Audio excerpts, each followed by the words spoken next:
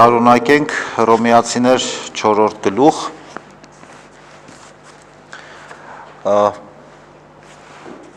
Պողոս Արաքյալը Հռոմեացիներին ուղղված իր նամակի 4-րդ գլխում հատուկ անդրադարձ է անում Աբրահամին եւ մատնացույց անում Աբրահամի օրինակին, վկայելով այն փաստը, որ Աբրահամը հավատքով է, որ արդարացավ եւ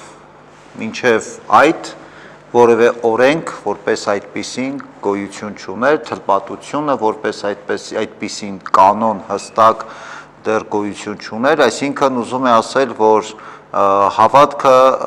արտաքին դրսևորումների հետ կապ չունի, հավատքը ավելի շատ ներքին եւ հոգեվոր դրսևորում է։ Արդ ինչ կարող ենք ասել, ինչ ձեռք բերեց Աբրահամը ըստ մարմնի մեր նախահայրը։ Եթե Աբրահամը գործերով էր արդարացված, բարձրանալու պատճառ ուներ, բայց ոչ Աստծո առաջ։ Իսկ ինչ է ասում Սուրբ Գիրքը, Աբրահամը հավատաց Աստծուն եւ այդ արդարություն համարվեց նրան, բայց ով գործ է անում, նրա վարձը որպես շնորհ չի դիտվում, այլ որպես պարտք։ Իսկ ով գործ չի անում, բայց հավատում է նրան, ով արդարացնում է մեղավորին, նրա հավատը համարվում է արդարություն։ Այդպես նաև Դավիթն է երանի տալիս այն մարդուն, որին Աստված արդար է համարում նրա գործերից անկախ։ Երանի նրանց,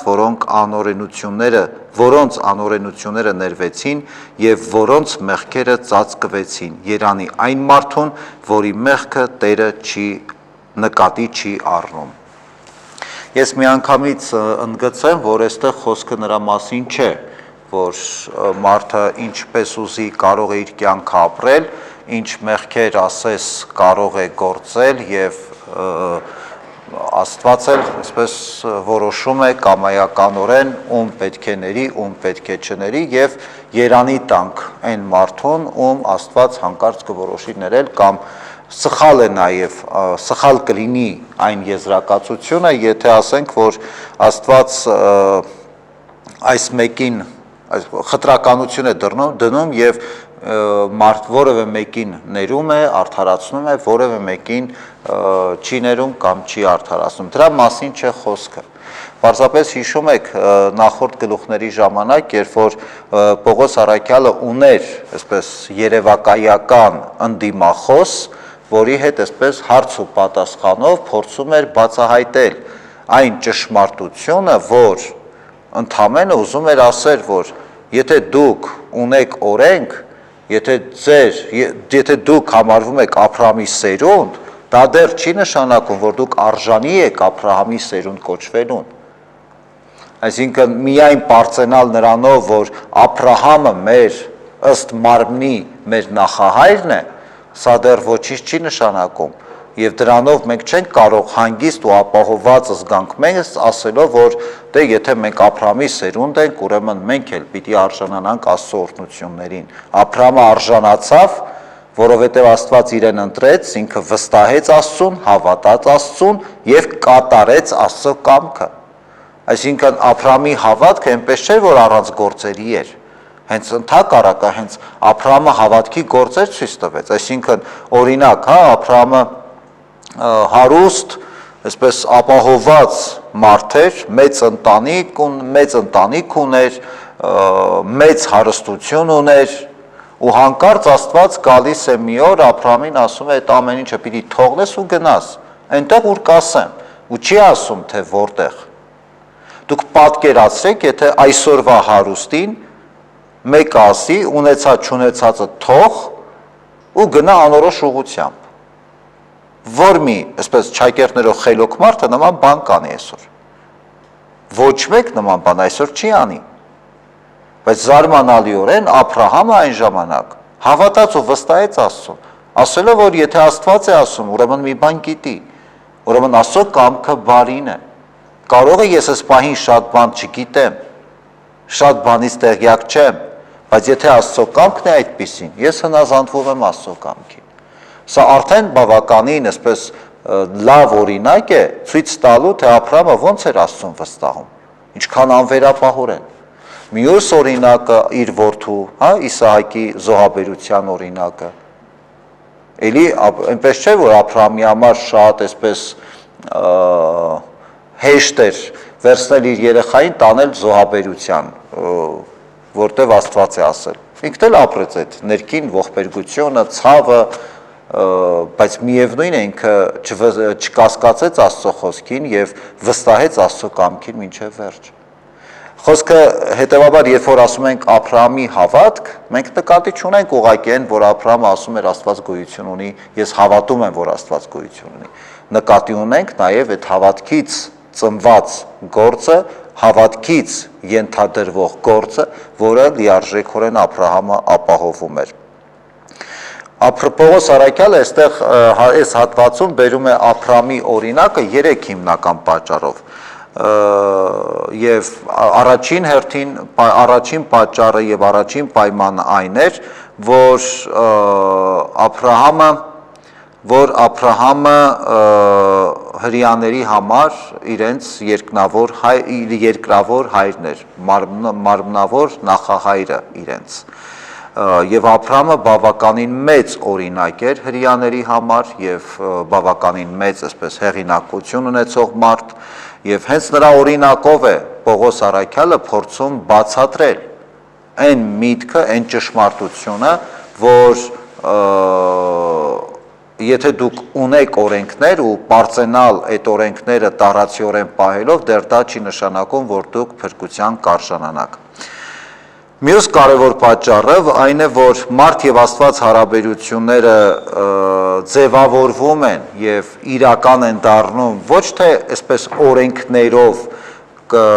կամ այսպես ինչ որ արտաքին կանոններով, այլ մարդ եւ Աստված հարաբերությունը իրական է եւ կենթանի է, եթե կա հավատք, փոխադարձ եւ սեր։ Եվ այդ սերն է, որ մարդ եւ Աստված հարաբերությունը այսպես կենսունակ է մարդու համար եւ մարդուն առաջնորդում է փրկության։ Ու մյուս կարևոր հանգամանքը այն է, որ Աբրահամին այդ հավատքը դրսևորելուց հետո տրվեց թլպատության օրենքը, ոչ թե տրվեց թլպատությունը, հետո նոր Աբրահամը հավատաց Աստծուն։ Աբրահամը մինչև թլպատության օրենքը ստանալը արդեն հավատաց Աստծուն եւ այդ հավատքը իր համար դարձավ արդարություն։ Եվ մյուս կարևոր պատճառը, որ Պողոս Արաքյալը մատնացույց է անում, այն էր, որ Աբրահամի հավատքը կենթանի օրինակ է, գործով ապացուցված օրինակ է, ոչ թե որ ձևականորեն կամ այսպես շատ հաճախ մենք այսպես ձևակերպված հայտարարում ենք, թե մենք հավատում ենք Աստծուն, նույնիսկ կարող ենք ապացուցել Աստծո գոյությունը, բայց Աստված մեր կյանքում որևէ այսպես առնչություն կամ որևէ դերակատարություն չունենա։ Իրականում Աբրահամի օրինակի մեջ այդ հրաշալի պատկերը կա, էլի, որ ինքը օրենքով չէր առաջնորդվում։ Աստծո հետ իր հարաբերությունները օրենքով չէր։ Միանշանակ սեր եւ կատարյալ վստահություն, ուրիշ բան չկար։ Ինքը հասկանում եք, Աստված նրա առաջ որևէ պայման դնելուց չասեց, եթե դու այս բանը անես, ապա այսպես կլինի։ Ասես դու այս բանը արա, հետո ինչ կլինի, կապրենք կտեսնենք։ Եվ Աբրահամը ապացույցներ կամ երաշխիքներ Աբրահամը չպահանջեց Աստծուց, պարզապես սիրում էր եւ վստահում էր։ Արդ այս երանությունը վերաբերում է թլպատվածներին, թե նաև անթլպատներին։ Ասում ենք, որ հավատն Աբրահամին արդարություն համարվեց։ Արդ ինչպես համարվեց թլպատությունն ընդունելուց հետո, թե անթլպատ վիճակում։ Ոչ թե թլպատությունից հետո, այլ անթլպատ վիճակում, եւ թլպատությունն ստացավ իբրև նշան, իբրև կնիկ անթլպատ վիճակում ունեցած հավատի արդարության, որպեսզի նա հայր լինի բոլոր նրանց, ովքեր առանց թլպատված լինելու հավատում են, որպեսզի այդ նրանց նույնպես արդարություն համարվի, եւ նաեւ հայր լինի թլպատվածների, նրանց համար, ովքեր ոչ թե սոս թլպատված են, այլ ընթանում են նույն հավատքի հետքերով, որ մեր հայր Աբրահամը ցուցաբերեց անթլպատ վիճակում։ Կրկին այս նույն միտքն է, որ Պողոս Արաքյալը ընդգծում է, որտեղ տեսեք, հրեաների համար թլպատության օրենքը կապ ունի անմիջապես Աբրահամի հետ, որտեղ այո, Աստված Աբրահամին տվեց թլպատության օրենքը։ Ավելի շատ շեշտը դնում էին հենց այդ թլպատության եւ օրենքի վրա։ Պողոս Սարաքյալը ավելի շատ փորձում էր սլաքը ուղղել դեպի հավատքը եւ վստահությունը, որովհետեւ հավատքով է, որ իմաստավորվում է թլպատությունը, օրինապահությունը եւ հենց հստակ որպես ապացույց Պողոս Սարաքյալը հենց դա է ասում, որ հավատքից հետո տրվեց թլպատության օրենքը Աբրահամին, ոչ թե թլպատությունը տրվեց, այսինքն հավատքն է իմաստավորում ամեն մի օրենք, որը կարող է լինել մարդ եւ Աստված հարաբերությունների որպես այսպես մարդ եւ Աստված հարաբերությունները կանոնակարգող կամ կազմակերպող ցանկացած օրենքի իմաստը, բովանդակությունը, արժեքը այն հավատքն է, որը որ մարդ ունի Աստծո նկատմամբ, որովհետեւ շատ հստակ օրինակ է, երբ որ Աստված ընտրեց Աբրահամին, Աբրահամը այդ ժամանակ թլպատված չէր եւ Պողոս Սարաքյալը նաեւ ընդգծում են հանգամանքը, որ դուք այսօր հպարտանում եք ձեր թլպատությամբ, բայց թլպատություն ասելով նաեւ ընդգծում եք ձեր պատկանելիությունը Աբրահամի սերնդին, Աստծոընտրյալ ժողովրդին, բայց Աբրահամի օրինակը մեզ սովորեցնում է, որ Աստված հայրն է ոչ թե թլպատված մարդկանց, այլ բոլոր այն մարդկանց, ովքեր որ հավատում են իրեն։ Եվ այստեղ շատ կարևոր է, որ այդ հավատքը լինի կենդանի եւ Աբրահամի օրինակի նման։ Որտեւ տեսեք, շատ հաճախ մեխանիկորեն օրենքները պահելով մենք մտածում ենք, որ դե այսպես օրենքի պահանջն է, հավատքի, հոգևոր կյանքի պահանջն է, մենք կատարում ենք այդ օրենքներով առաջնորդվելը միշտ էլ հեշտ է։ Միշտ հեշտ է օրենքներով առաջնորդվելը։ Եվ դրա համար մարդիկ անընդհատ պահանջում են ցանկացած իրավիճակում եւ ցանկացած միջավայրում ուզում են հասկանալ, այստեղ այս միջավայրում կամ այս պարագայում ինչը կարելի է, ինչը չի կարելի։ Երբ որ մարդուն դու թողնում ես ազատ, ասում ես վարվիր այնպես ինչպես որ կուզես, մարդիկ շատ հաճախ խճճվում են։ Նույն օրինակը այսօր մենք ունենք մեր եկեղեցում եւ մեր հովական կյանքում։ Մարդիկ տարբեր իրավիճակներում գալիս են։ Այս հարցին ինչպես վերաբերվենք կամ այս իրավիճակում ինչպես անենք, գիտեք, այնքան այսպես երկրորդական հարցերը շատ հաճախ հնչում, որ էական չի ինչպես կվարվես։ Վարվիր այնպես ինչպես ուզում ես։ Երբ որ ես մարդկանց ավելի շատ այսպիսի պատասխաններ եմ տալիս, մարդիկ ես տեսնում եմ մարդկանց մոտ այսպես խճճվում են մարդիկ։ Մարդկանց մի տեսակ կա, որ իրենք ուզում են, որ դու հստակ ասես, այս արա, այս մի բանը մի արա, սա այսպես արա, սա այնպես արա։ Այսպես ավելի հանգիստ է, որտեղ այստեղ պատասխանատվությունը արդեն դու ես կրում, ոչ թե այդ մարդը, հետո էլ որ մի բան լինի, կասեն Տեր հայրը ասեց, ես էլ այդպես արեցի, ես մեղավոր չեմ։ Ասենք, չգիտեմ, այնքան այսպես նոտիապաշտական հավատալիքներ կան մեր կյանքում, որ մարդիկ գերի են դարձել դրանց։ Եվ դրանցից դուրս գալու ուղիղ ճանապարհը ուղղակի օրենքները թողնել մի կողմ եւ առաջնորդվել սրտով, հոգով, մտքով, տրամաբանությամբ։ Ասենք հասարակ օրինակ եթե բերեմ, որ մանավանդ այս վերջի շրջանում շատ եմ հանդիպում այդ օրինակին, մահացածի նկարը ինչ անենք։ Ասում եմ, ինչ ուզում եք արեք։ Դա նկար է, կարող եք պահել տանը, կարող եք տանել գերեզմաներում հողի տակ թաղել, եթե չեք ուզում նետել որևէ տեղ, նո հասկանալի է, հիմա կապ չունի մահացածի նկար է, թե կենդանի ապրող մարդու նկար է, սովորաբար նկարը մարդիկ ձեռներ այն, որ ասում է չի գնում, պատրեն կամ գցեն աղբ, լավ հասկացանք, բայց դա ընդհանրապես թղթի կտոր է։ Դրանով չի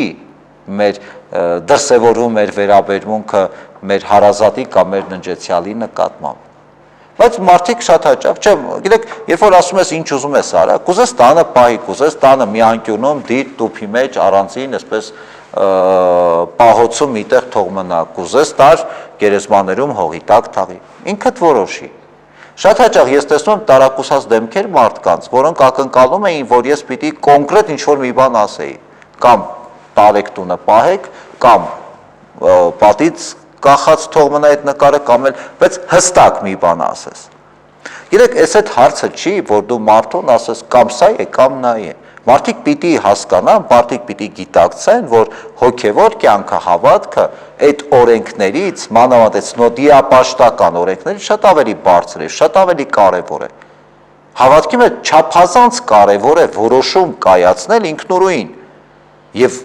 պատասխանատվություն վերցնել։ Մինչև մենք պատասխանատվություն չվերցնենք, մենք չենք կարող լինել հավատացյալ, մենք չենք կարող լինել քրիստոնյա։ Մեխանիկորեն օրենքները պահելով հավատացյալ կամ քրիստոնյա չեն լինում։ Սա միանշանակ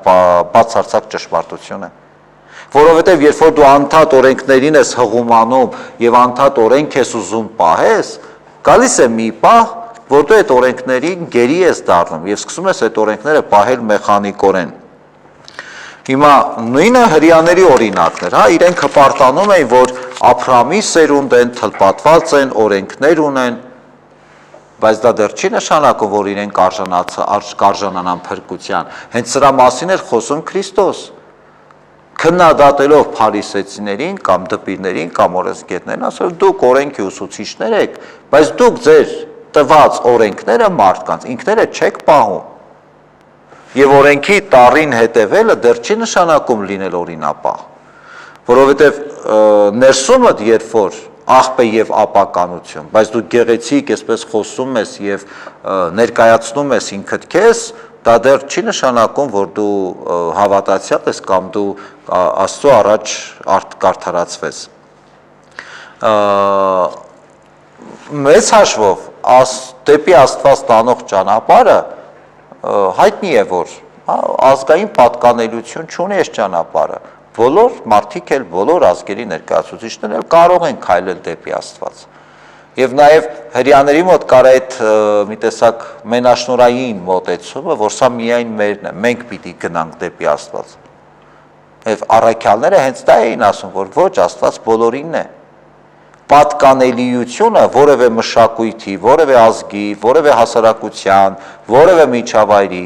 դա կապ չունի մարդու հավատքի հետ եւ մարդու մարդ լինելու հետ։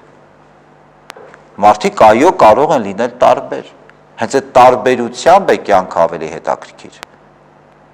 Այո կարող ենք մենք այսպես, հա, որևէ մեկ ուրիշ ազգ հրյաների պես չունենալ այդ օրենքները։ Իրենք էլ ունեն իրենց օրենքները։ Մեկ ուրիշ հասարակությունի իր օրենքները, իր արժեքները, իր ավանդույթները, իսկ ով ասեց, որ դրանք պիտի միանման լինեն բոլորի համար։ Բայց խնդիրը այդ ավանդույթներից, այդ օրենքներից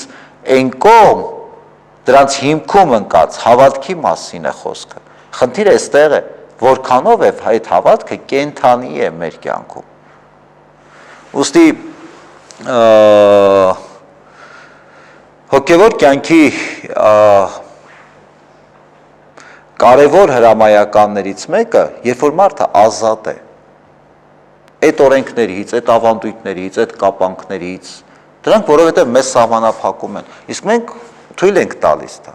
որտեղ թույլ ենք տալիս, ինչպես ես արդեն ընդգծեցի, այն պարզ պատճառով, որովհետև այս դեպքում արդեն պատասխանատվության խնդիր մենք ունենք, պատասխանատվությունից խուսափելու խնդիր ունենք, բայց Քրիստոս մեզ հստակ ընդգծված ցույց տվեց իր օրինակը, ինչից եք վախենում, ինչից եք փախնում, ինչից եք խուսափում, ամեն ինչից չի կարելի խուսափել, կյանքը այնպիսին է, որ ուզեք թե չուզեք պիտի պայքարեք, պիտի քայլեք, պիտի շարժվեք առաջ, այդ ճանապարհին կսայթակեք, բայց ոչինչ, միշտ այդ պայքարը պիտի լինի կյանքում, առանց այդ պայքարի, առանց այդ պատասխանատվության, առանց որոշում կայացնելու, որևէ բան մեր կյանքում չի ստացվի։ Աբրահամին եւ նրա սերնդին աշխարհը ժառանգելու խոստումը եղավ ոչ թե օրենքի, այլ հավատքի արդարության միջոցով, որովհետև եթե ժառանգները նրանք են, որ օրենքի վրա են հիմնվում, ապա զուր է հավատքը եւ դատարկ խոստումը, քանի որ օրենքը բարկություն է առաջ բերում, բայց որտեղ օրենքը չկա, օրինազանցություն էլ չկա, դրա համար էլ ժառանգ լինելը հավատից է, որպեսզի դա ըստ շնորհի լինի եւ խոստումն իզորու լինի Աբրահամի ամբողջ սերնդի համար, ոչ միայն նրա համար, որ հիմնվում է օրենքի վրա, այլ նաեւ նրա համար, որ հիմնվում է Աբրահամի հավատի վրա։ Նա է մեր ամենքի հայրը, ինչպես գրված է. քեզ բազում ազգերի հայր կարգեցի։ Եվ սա Աստծո առաջ, որին հավատաց, որ կենդանացնում է մեռելներին եւ գոյության է կոչում չեղած բաները։ Աբրահամը չնայած հույս չուներ, հույսով հավատաց, որ բազում ազգերի հայր է լինելու, ինչպես ասվել էր, այսպես կլինի քո սերունդը։ Եվ նա չերկմտեց իր հավատքի մեջ, թեպետ նայեց իր մարմնին, որ արդեն մեռածի պես էր, քանի որ շուրջ 100 տարեկան էր, եւ Սարայի մեռած արգանդին, բայց Աստծո խոստման վրա անհավատությամբ չերկմտեց, այլ հավատով զորացավ, փառք տվեց Աստծուն եւ հաստատապես համոզվեց, որ նա, ով խոստացավ, կարող է նաև կատարել, ահա թե ինչու նրան արդարություն համարվեց, բայց միայն Աբրահամի համար չգրվեց, թե նրան արդարություն համարվեց, այլ նաև մեզ է համարվելու, որ հավատում ենք նրան, ով մեռելներից հարություն տվեց Հիսուսին, մեր Տիրոջը, որ մահվան մատնվեց մեր հանցանքների համար եւ հարություն առավ մեզ արդարացնելու համար։ Աստված Աբրահամին տվեց խոստում եւ հայտնի է այն խոստումը, որ քեզ բազում ազգերի հայր պիտի դարձնեմ։ Ու Աբրահամը երբ երկմտեց եւ ինչի պիտի, ավելի ճիշտ Աբրահամը չերկմտեց, ինչի պիտի Աբրահամ կամ որտեղ պիտի երկմտեր, երբ որ ասեց քո միակ որդուն վերցու տար զոհաբերի։ Պիտի մտածեր Աբրահամը, բա եթե խոստացել է Աստված, որ ինձ բազում ազգերի հայր է դարձնելու, ինչպես է ասում քո տղային տար եւ զոհաբերի։ Աբրահամը այդպես չմտածեց, ընդհակառակը էլի վստահեց, հավատալով, որ եթե Աստված մի բան խոստացել է, բնականաբար Աստված միշտ հավատարիմ է իր խոստումին։ Բայց շատ կարևոր է, որ մարդն էլ այդ խոստումին, Աստծո տված խոստումին հավատարիմ մնա։ Աստված մեզ ինչքան բան է խոստացել։ Հոգու փրկություն, իր շնորհներն է տալիս, չէ՞, խոստանում է եւ իր շնորհներ է բաշխում մեզ։ Այս կյանքը հնարավորություն է կյանքում, ինչքան բան է Աստված մեզ խոստանում եւ տալիս։ Բայց մենք այդ ամեն ինչը ինչքան այսպես անպատասխանատվությամբ սպառում ենք եւ վատնում ենք։ Ամեն մի օր Աստծո խոստման իրականություն է յուրաքանչյուրիս կյանքում, ու մենք ոնց ենք այդ օրվա մեջ ապրում եւ ինչպես ենք այդ հնարավորությունը վատնում ու մեր ձեռքից բաց թողնում։ Այսրա մասին պետք է մտածել, որովհետեւ այո, Աստված միշտ իր խոստմանը հավատարիմ է։ Մենք պատրաստ ենք Աստծո խոստումը ընդունելու եւ այդ Աստծո խոստմամբ մեր կյանքը կառուցելու եւ ապրելու։ Սովորաբար մարդկային հարաբերությունների մեջ կա խոստման այսպիսի խոստում տալու կամ պայման կնքելու այսպիսի մոտեցում, հա, եթե անես այս բանը, ես էլ կանեմ այսինչ բանը։ Սա մարդկային հարաբերությունների մեջ դրսևորվող հայտնի տարածված մի տեսակ գործարք է, սա խոստում չի։ Աստված մեզ հետ այսպես չվարվեց։ Աստված չասեց, եթե դու այս բանը անես, ես էլ կանեմ այսինչ բանը։ Աստված պարզապես արեց այն, ինչը ինքը ճիշտ էր համարում եւ ինքը ցանկանում էր անել, առանց նայելու մենք ինչպես կվարվենք կամ որքանով մենք ընդառաջ գնանք իր խոստմանը կամ իրեն։